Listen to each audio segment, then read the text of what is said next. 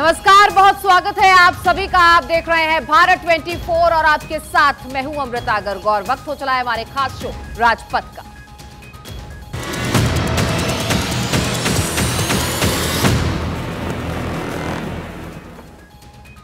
और राजपथ में सबसे पहले बात यूपी की तरह राजस्थान में भी किस तरह से एक्शन दिखाई दे रहा है ये आपको बताने जा रहे हैं। अशोक गहलोत की सरकार शिक्षा माफिया की कोचिंग पर बुलडोजर चला रहा है और आरोप यह है कि आरपीएससी की शिक्षक भर्ती परीक्षा का पेपर लीक करने वाले सरगना सुरेश ढाका के जयपुर वाले कोचिंग सेंटर पर बुलडोजर चढ़ चुका है और अवैध हिस्से को तोड़ दिया गया है। ये कार्रवाई इसलिए की गई ताकि गुनाहगारों को एक कड़ा संदेश दिया जा सके। इस अवैध बिल्डिंग के ध्वस्तीकरण का राज्य सरकार की पेपर लीक प्रकरण में जीरो टॉलरेंस की नीति तात्कालिक प्रकरण है, तात्कालिक कारण है। आधार इसका संपूर्ण बिल्डिंग है। ये 2 आवासीय भूखंडों के ऊपर सेटबैक्स को पूरा करते हुए ही नहीं, रोड सीमा को भी अतिक्रमित करते हुए आवासीय भूखंडों पर बेसमेंट और 5 मंजिला अवैध व्यावसायिक बिल्डिंग का होना मुख्य कारण है। इसका जमींदोज हुए इस कोचिंग सेंटर से ही पेपर लीक में शामिल होने का आरोप है। पेपर लीक मामले के मुख्य आरोपी सुरेश ढाका और भूपेंद्र सारण अभी भी पुलिस की गिरफ्त से बाहर है। दरअसल पेपर लीक मामले पर सूबे की सरकार सख्त है। पेपर लीक पर गहलोत सरकार सख्त। जांच में सुरेश ढाका का नाम आया सामने। अधिगम नाम से कोचिंग चलाता है सुरेश ढाका। कोचिंग के अवैध हिस्से को प्रशासन ने गिरा दिया। सुबह सुबह हुई इस कार्रवाई को देखने के लिए वहां बड़ी संख्या में लोग एकत्रित हो गए। इस मामले को लेकर जयपुर विकास प्राधिकरण ने हाल ही में कोचिंग संचालक और बिल्डिंग मालिक को नोटिस थमाया था।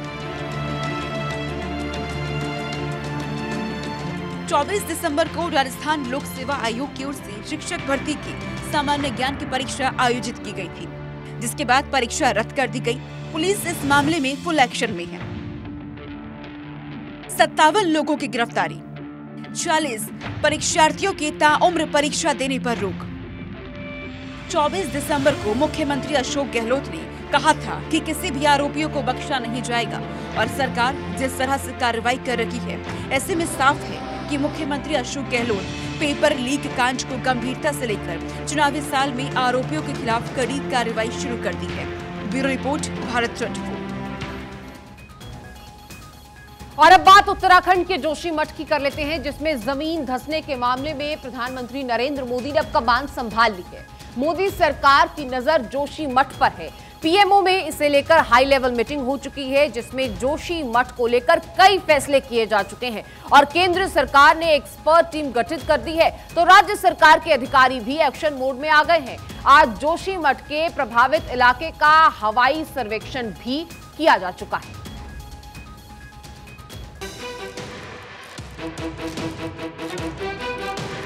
जोशीमठ धंस रहा है। 600 से ज्यादा मकानों में दरारें आ गई हैं। धार्मिक नगरी का दर्द पूरे देश को छलनी कर रहा है। लोग बेबस हैं, अपना स्थायी आशियाना छोड़कर कहीं दूसरे जगह पर रहने को मजबूर हैं।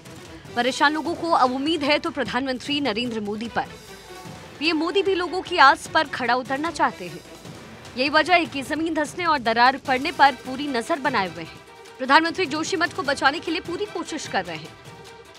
हमारी सबकी पहली प्राथमिकता है कि जोशीमठ शहर बचना चाहिए और लोगों की जान माल की सुरक्षा होनी चाहिए। माननीय प्रधानमंत्री जी भी लगातार इसकी समीक्षा कर रहे हैं, लगातार व्यक्तिगत रूप से वो जानकारी ले रहे हैं और उन्होंने हर संभव यहाँ पर मदद का हमको सहायता का आश्वासन दिया कि हर प्रकार से सहायता होगी। उत्तराखंड के सीएम पुष्कर सिंह धामी से बात कर हर संभव मदद मुहैया कराने की बात कही। जोशीमठ को लेकर पीएमओ ने हाई लेवल मीटिंग की, हालात की समीक्षा की। उच्च स्तरीय बैठक में प्रधानमंत्री के प्रधान सचिव पीके मिश्रा की अध्यक्षता में कैबिनेट सचिव, केंद्र सरकार के वरिष्ठ अधिकारियों और राष्ट्रीय आपदा प्रबंधन प्राधिकरण के सदस्य मौजूद रहे। केंद्र ने गठित की एक्सपर्ट की टीम, मीडियम और लॉन्ग टर्म प्लान की तैयारी। एनडीआरएफ और एसडीआरएफ की टीम जोशीमठ पहुंची। सेक्रेटरी बॉर्डर मैनेजमेंट और एनडीएमए भी जुटी। जोशीमठ में आई आपदा को लेकर एनडीएमए के अधिकारियों और बॉर्डर सचिव ने हवाई सर्वेक्षण किया। एनडीएमए की टीम जोशीमठ के जमीनी हालात का भी जायजा ले रही है। वहीं क्या कुछ कवायद जोशीमठ में चल रहा है, इसका जायजा लिया हमारे संवाददाता अक्षर राय ने।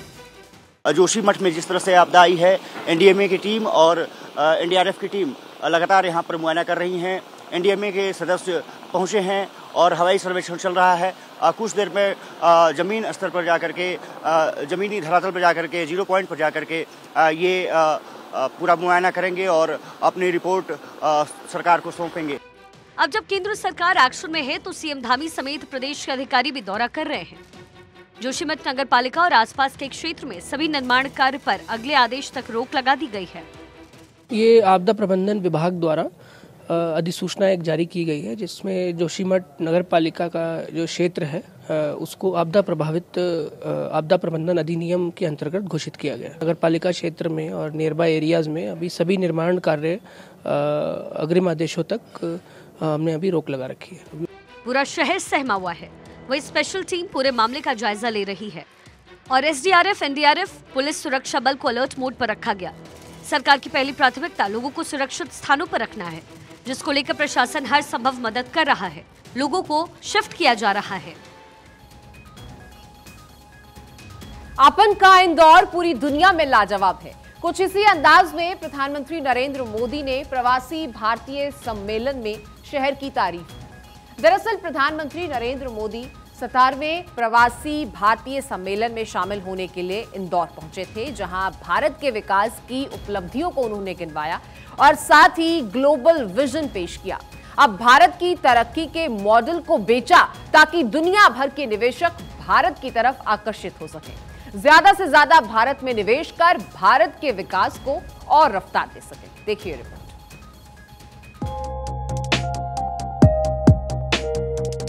पीएम मोदी का ग्लोबल संदेश। प्रवासी बढ़ाएंगे भारत का मान। इंदौर स्वच्छता और स्वाद की राजधानी। इंदौर जिसे मिनी मुंबई भी कहा जाता है। इंदौर जिसे देश का दिल कहा जाता है। इस शहर की तारीफ जितनी की जाए कम है।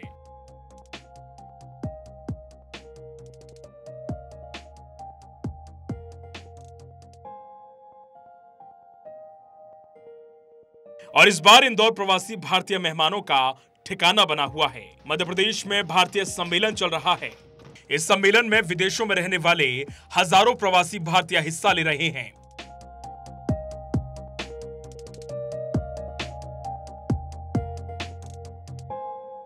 सत्रहवें भारतीय सम्मेलन के दूसरे दिन आज प्रधानमंत्री मोदी समेत कई जानी मानी हस्तियां यहां शामिल हुई। जब कैशलेस इकोनॉमी की बात होती है, फिनटेक की चर्चा होती है, तो दुनिया ये देखकर हैरान में है कि विश्व के 40% real time digital transaction Bharat में होते हैं। जो स्पेस के फ्यूचर की बात होती है तो भारत की चर्चा स्पेस टेक्नोलॉजी के मोस्ट एडवांस देशों में होती है। भारत एक बार में 100 सैटेलाइट लॉन्च करने का रिकॉर्ड बना रहा है। सॉफ्टवेयर और डिजिटल टेक्नोलॉजी के क्षेत्र में हमारी ताकत दुनिया देख रही है। 17वां प्रवासी भारतीय सम्मेलन का आयोजन 4 साल बाद हुआ है। ये सम्मेलन 10 जनवरी तक चलेगा। इस सम्मेलन में 70 देशों में रहने वाले प्रवासी भारतीय हिस्सा ले रहे हैं। 3500 से अधिक प्रवासी भारतीय यहां शामिल होने के लिए पहुंचे हैं। सम्मेलन के पहले दिन गुयाना के राष्ट्रपति मोहम्मद इरफान अली पहुंचे। सूरीनाम के राष्ट्रपति चंद्रकांत प्रसाद संतोखी भी यहां पहुंचे। ऑस्ट्रेलिया की सांसद जेनेटा मैस्करिनहास भी यहां पहुंची। मध्य प्रदेश भी नंबर 1 है स्वच्छता में। प्रधानमंत्री जी के एक एक मंत्र को मध्य प्रदेश ने अक्षरशः साकार करने की कोशिश की है। प्रधानमंत्री जी ने कहा आत्मनिर्भर भारत, तो मध्य प्रदेश ने रोड मैप बनाया आत्मनिर्भर मध्य प्रदेश का। प्रधानमंत्री जी ने कहा $5 ट्रिलियन की इकोनॉमी हमारे देश को बनाना है, तो मध्य प्रदेश ने बना लिया $550 बिलियन की इकोनॉमी बनाने का अपना रोड मैप और टारगेट। उस पर हम तेजी से काम करने का प्रयास कर रहे हैं। 17वें प्रवासी भारतीय सम्मेलन में प्रधानमंत्री ने प्रवासियों को भारत के विकास की पूरी कहानी बता दी। विदेश में भारत का मान सम्मान कैसे बढ़ेगा, इसका गुरु मंत्र भी दिया। तो वसुधैव कुटुंबकम की भावना भारतीयों में कितनी भरी है, इसका जिक्र भी किया। भारत के पास न केवल दुनिया के नॉलेज सेंटर बनने का, बल्कि स्किल कैपिटल बनने का सामर्थ्य भी है। आज भारत के पास सक्षम युवाओं की एक बड़ी तादाद है। हमारे युवाओं के पास स्किल भी है, वैल्यूज भी है और काम करने के लिए जरूरी जज्बा और ईमानदारी भी है। भारत की ये स्किल कैपिटल दुनिया के विकास का इंजन बन सकती है। कोरोना के कारण प्रवासी भारतीय सम्मेलन 4 साल बाद हो रहा है और प्रधानमंत्री के इंदौर पहुंचते ही इंदौर वासियों ने उनका दिल जीत लिया और स्वच्छता के साथ साथ स्वाद का कॉकटेल भी प्रधानमंत्री को खूब भा गया।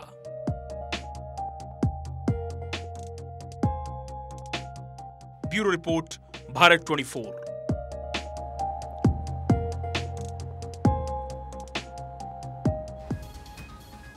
और उधर आईसीआईसीआई बैंक के पूर्व सीईओ चंदा कोचर और उनके पति दीपक कोचर को बॉम्बे हाई कोर्ट ने जमानत दे दी है।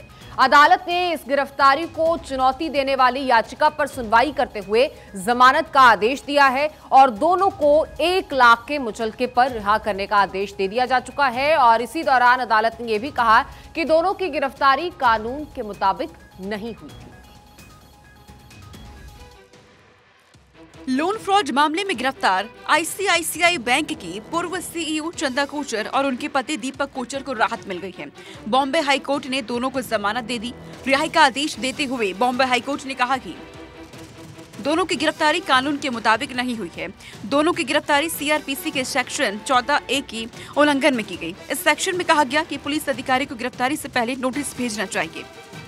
हाईकोर्ट ने आज एक्सेप्ट किया है कि हमारा फुल कंप्लायंस था 41A का और जो सीबीआई ने अरेस्ट किया है वो अरेस्ट इलीगल है और इसीलिए इमीडिएटली इनको छोड़ देना चाहिए। बॉम्बे हाईकोर्ट ने चंदा कोचर और दीपक कोचर को 1 लाख के मुचलके पर जमानत दी है। हाईकोर्ट के इस फैसले पर सीबीआई सुप्रीम कोर्ट का दरवाजा खटखटा सकती है। ऐसे में आपको बताते हैं कि चंदा कोचर और उनके पति की गिरफ्तारी कब हुई। कोर्ट ने उनको 1 लाख रुपए कैश ईच भर के छोड़ने का आदेश दिया है। 23 दिसंबर को चंदा और दीपक कोचर गिरफ्तार। 24 दिसंबर को 26 तक सीबीआई कस्टडी में भेजा गया।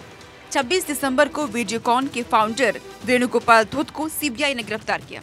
तीनों आरोपियों को कोर्ट ने 28 दिसंबर तक सीबीआई की कस्टडी में भेजा। चंदा और दीपक कोचर ने बेल के लिए बॉम्बे हाईकोर्ट का दरवाजा खटखटाया। आईसीआईसीआई बैंक और वीडियोकॉन लोन फ्रॉड केस में सीबीआई ने पिछले महीने चंदा कोचर और उनके पति दीपक कोचर को गिरफ्तार किया था। आरोप है कि जब चंदा कोचर आईसीआईसीआई बैंक की कमान संभाल रही थी तब उन्होंने वीडियोकॉन ग्रुप को लोन दिया था। बदले में चंदा के पति दीपक कोचर को कंपनी ने रिन्यूएबल को वीडियोकॉन से निवेश मिला था। और चलिए अब आपको इस लोन फ्रॉड की टाइमलाइन के बारे में बताते हैं। दरअसल 2012 का मामला है। वेणुगोपाल धूत को लोन दिया गया और अक्टूबर 2016 में लोन फ्रॉड का ये आरोप लगा। उसके बाद मार्च 2018 में सीबीआई ने दीपक कोचर पर सवाल उठाए और अप्रैल 2018 में चंदा कोचर के साथ आईसीआईसीआई बोर्ड दिखा। और आपको बता दें 2018 जुलाई की वो महीना और वो तारीख जब सेबी ने चंदा कोचर से जवाब मांग लिया। अक्टूबर 2018 में चंदा कोचर का आईसीआईसीआई बैंक से इस्तीफा सामने आया और जनवरी 2019 में चंदा दीपक वेणुगोपाल के खिलाफ सीबीआई ने एफआईआर दर्ज की। और उसके बाद फरवरी 2019 में चंदा कोचर के खिलाफ सीबीआई का लुकआउट नोटिस जारी हुआ। जनवरी 2020 में ईडी ने की चंदा उनके परिवार की संपत्ति अटैच। सितंबर 2020 में मनी लॉन्ड्रिंग केस में दीपक कोचर अरेस्ट हुए। नवंबर 2020 चंदा कोचर के खिलाफ ईडी की चार्जशीट दाखिल हुई। मई 2022 में चंदा कोचर के खिलाफ सीबीआई की एफआईआर सामने आई और दिसंबर 2022 चंदा, दीपक कोचर और वेणुगोपाल धूत को गिरफ्तार कर लिया गया है। और उधर मशहूर डेयरी कंपनी अमूल के मैनेजिंग डायरेक्टर आर.एस. सोढ़ी ने अपने पद से इस्तीफा दे दिया है। वो पिछले 4 साल से एक्सटेंशन पर चल रहे थे। सोढ़ी की जगह अब जयंत मेहता को मैनेजिंग डायरेक्टर का चार्ज दिया गया है। गांधीनगर मधु डेयरी के चेयरमैन शंकर सिंह राणा ने इस बात की पुष्टि भी की है। आपको बता दें कि जयंत मेहता बीते 31 सालों से अमूल के साथ जुड़े हुए हैं। कंपनी के ब्रांड मैनेजर से ग्रुप प्रोडक्ट मैनेजर और जनरल मैनेजर के तौर पर काम कर चुके हैं और साथ ही फिलहाल वो कंपनी में चीफ ऑपरेटिंग ऑफिसर के पद पर काबिज हैं। जो देश का डेयरी उद्योग है वो कोऑपरेटिव मॉडल की वजह से आज विश्व विख्यात हुआ है। तो ये कोऑपरेटिव मॉडल क्या है? तो कि गांव में जो दूध उत्पादक हैं उन्होंने अपनी दूध सहकारी मंडलियां बनाई है। उस सहकारी मंडलियों ने डिस्ट्रिक्ट मिल्क प्रोसेसिंग यूनियंस बनाई है और उस प्रोसेसिंग यूनियंस ने एक मार्केटिंग फेडरेशन बनाया है। ये 36 लाख किसान जो हमको 18,600 गाँव में बसे हैं, वो जो रोज का हमको 270 लाख लीटर दूध यानी कि साल का 10 बिलियन लीटर दूध जो देते हैं, उसकी वजह से आज ये ब्रांड $8 बिलियन की बनी है। आज भारत विश्व में नंबर 1 दूध उत्पादक देश है और अमूल एशिया की सबसे बड़ी ब्रांड है। और उधर मध्य प्रदेश के इंदौर में प्रवासी भारतीय सम्मेलन चल रहा है, जहां आज प्रधानमंत्री मोदी ने पहुंचकर पूरी दुनिया को नए भारत की बात बताई और हिंदुस्तान की ओर आकर्षित किया है। इस सम्मेलन में विदेशों में रहने वाले हजारों भारतीय प्रवासी भी हिस्सा ले रहे हैं, जिसमें एमपी के सीएम शिवराज सिंह चौहान भी मौजूद थे और उनसे खास बातचीत भी की हमारी सहयोगी पूर्णिमा मिश्रा ने। आइए सुनते हैं। नमस्कार, मैं हूं आपके साथ पूर्णिमा मिश्रा। स्वागत है आप सभी का भारत 24 पर और मेरे साथ मौजूद हैं मध्य प्रदेश के मुखिया शिवराज सिंह चौहान और बिटिया के मामा जो उनको बहुत पसंद करते हैं। आपका बहुत बहुत स्वागत करती हूं सब भारत 24। धन्यवाद आपको। सर, पहला सवाल मेरा इसी अपार सफलता को लेकर है, क्योंकि प्रवासी भारतीय सम्मेलन का आगाज हो चुका है, 2 दिन हो चुके हैं और आज का दिन तो बहुत महत्वपूर्ण रहा। सबसे पहले इस प्रवासी भारतीय सम्मेलन को लेके आप कैसा महसूस कर रहे हैं और जिस तरीके की प्रतिक्रियाएं लोगों की आ रही हैं वो कैसी है? मैं तो गदगद हूँ, आनंदित हूँ, प्रसन्न हूँ और भारत की आज़ादी के अमृत काल में मध्य प्रदेश पर चारों तरफ से अमृत बरस रहा है। ऐसा लग रहा है जैसे पूरी दुनिया बाहें फैलाए मध्य प्रदेश आ गई हो। हमारे जो प्रवासी भारतीय भाई और बहन हैं, सवेरे तक मेरे पास 68 देशों की जानकारी थी, लेकिन कुछ और देशों से अभी आने वाले थे, वो पधार चुके हैं और उनके जो भाव हैं अपने देश के लिए, अपने मध्य प्रदेश के बारे में कोई जानकारी नहीं थी, लेकिन मध्य प्रदेश आके जो आत्मीय स्नेह और प्रेम उनको मिला है उससे वो भी गदगद और अभिभूत है। उनके भाव देख के मैं भी गदगद हूँ। लेकिन आपका बहुत बिजी स्केड्यूल जाने वाला है, क्योंकि जैसे ही ये प्रवासी भारतीय सम्मेलन खत्म होगा, ग्लोबल इन्वेस्टर्स समिट, क्या टारगेट है आपका और क्या उम्मीदें हैं इन्वेस्टमेंट को लेके और लोगों की रुचि को लेकर? लोगों की रुचि दिखाई दे रही है। अभी भी मेरी 1 to 1 बैठकें हैं। प्रवासी भारतीय मित्र भी या तो निवेश या निवेशकों को मध्य प्रदेश लाएंगे, क्योंकि वो मध्य प्रदेश के ब्रांड एम्बेसडर हैं। मध्य प्रदेश की खूबी पूरी दुनिया में बताएंगे।